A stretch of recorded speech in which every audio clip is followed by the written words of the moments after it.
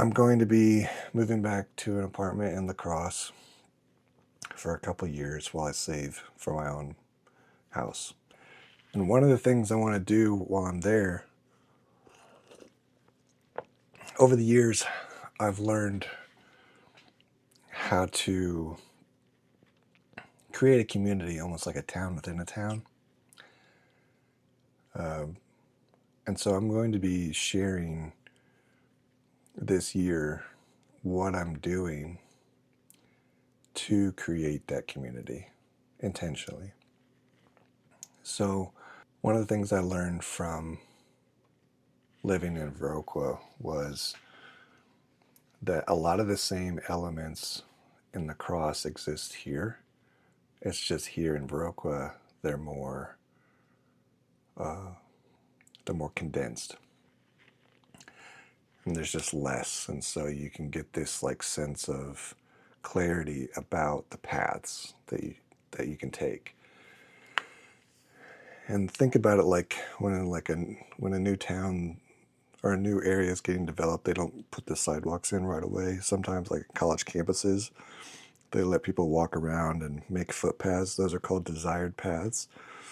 So imagine what I'm doing now is I'm going to be creating new desired paths or overlay paths through La Crosse to create that town within a town.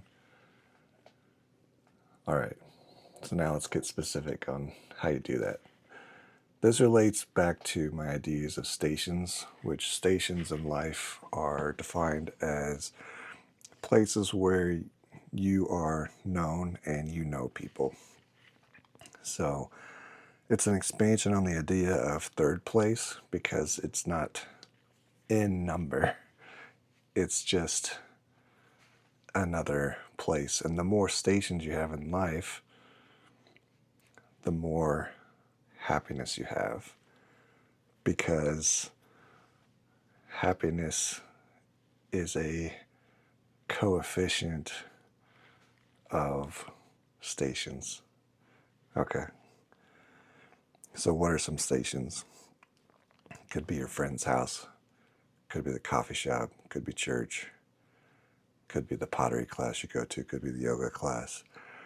But you get the idea. It's being out amongst the community, being known and knowing people. Okay. So if you're moving to a town for the first time and you want to build a community and you don't have friends or whatever, look for hubs. Look for bulletin boards. So grocery stores, libraries, they all have these bulletin boards. Coffee shops have them a lot of times. And just pick some activities to go to. And what you want to do, essentially the formula for creating a friendship is consistent, positive interactions over time. It's also the recipe for having a good marriage. So it's really a recipe for good relationships is positive interactions over time. It applies to coworkers and everything. So when you're moving to a new community or you want to make new friends, you want to find an activity that you can show up to consistently over time. And at first, just participate. But then over time, you want to start engaging. Because the first time you show up, people will be like, they either won't notice you or they'll notice you but not see anything. Second time, maybe the same thing. Third time, maybe the same thing. But by the seventh, eighth time, they're going to be like engaging with you because you have familiarity and you want to start engaging with them. But if you show up right away and start engaging, that's what people think of as like the pushy salesman or the manager who knows everything. The new manager comes in and there's a new sheriff in town. This is how we're doing things. You don't want to be like that. You want to be like, hey, I'm here to learn. I'm here to watch, adapt to you, and then start engaging. So I'm going to be taking you along that journey as I do that intentionally and showing you how I'm doing that. So that's just going to be like one of my themes this year for this vlog.